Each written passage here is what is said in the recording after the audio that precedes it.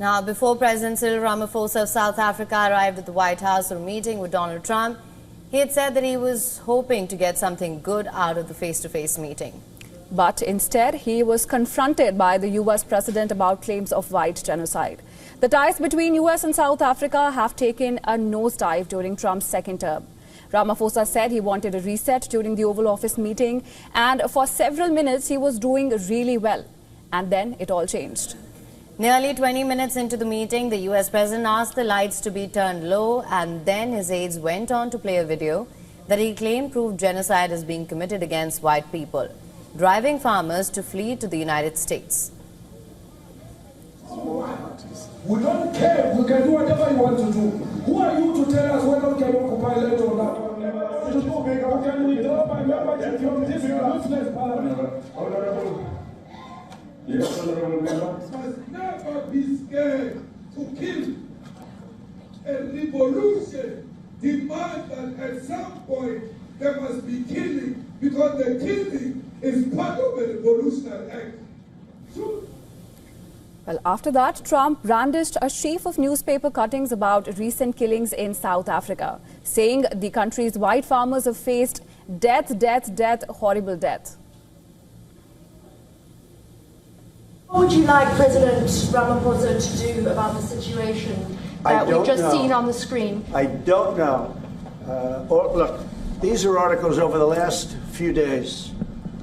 Death of people. Death. Horrible death. Death. I don't know. A stunned Ramaphosa disputed Trump's claims, clarifying that the politicians seen during the video were from a minor party in the opposition.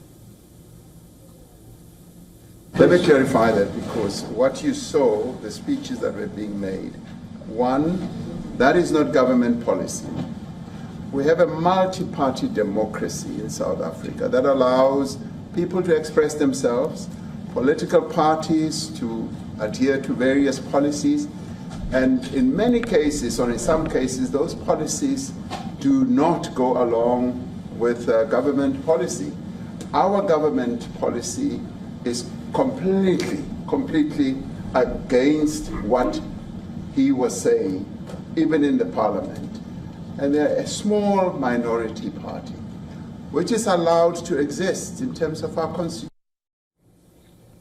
He also insisted that most victims of South Africa's notoriously high crime rate are black. He also denied that his country confiscates land from white farmers under a law expropriation law signed in January that aims to redress the historical inequalities of the apartheid rule. There is criminality in our country. People who do get killed, unfortunately through criminal activity, are not only white people. Majority of them are black people, and we have now been utilized. The farmers are not black. I don't say that's good or bad, but the farmers are not black, and the people that are being killed in large numbers. But this did not seem to faze Trump, who went on to make more claims about land grabs and killing of white farmers. Then Trump began to talk about the recent gift of a jetliner from Qatar. Ramaphosa retorted, saying that he did not have a plane for the U.S. president. I'm sorry, I don't have a plane to give you. I wish you did. I take it. I would take it. If your country offered the United States Air Force a plane, I would take it.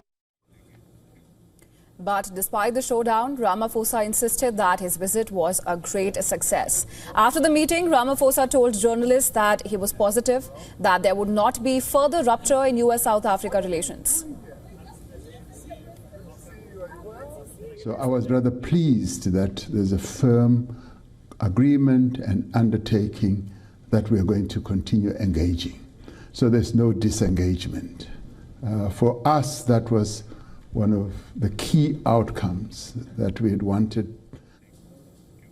And for more on this, the correspondent Carlton Ongmu has sent us this report from Johannesburg. Listen to this. South Africans stuck to their TVs and phones to watch the much-anticipated meeting between President Ramaphosa and President Trump at the Oval Office on Wednesday. Every small details, like the handshake, was being closely watched. While some South Africans seemed frustrated that Ramaphosa did not clear the air on genocide, others applauded him for remaining calm, collected and stately throughout. Some experts have described Ramaphosa as a clever negotiator and said he was very strategic in choosing his entourage. In places where he needed to speak, he did, and the rest he let his entourage do the work.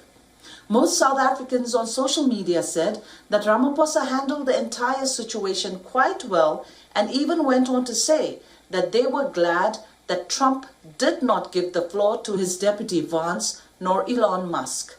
Overall, most South Africans believe these talks are off to a promising start and there's reason to be cautiously optimistic. This is Kaldanamo from Johannesburg, South Africa for WION World is One. Our correspondent Susan Tehrani has also sent us a report from New York. Take a look.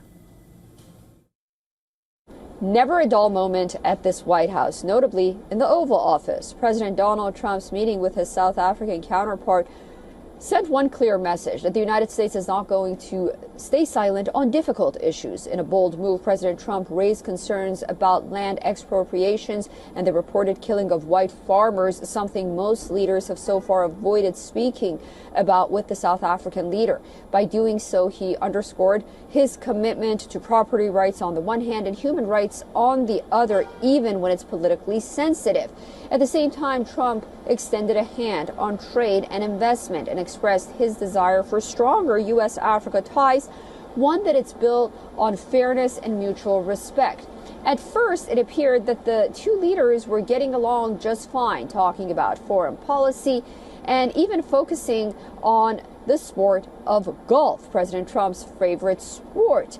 The South African leader even brought along two South African golfers as guests in a nod, again, to the American president's favorite sport. But after a journalist brought up the issue of white farmers allegedly being killed and the South African president answering for Trump, the U.S. president was ready and ordered the lights be dimmed, playing that disturbing video for the call to kill white people, notably white farmers in South Africa. Susan Tehrani reporting from New York for WION World is One.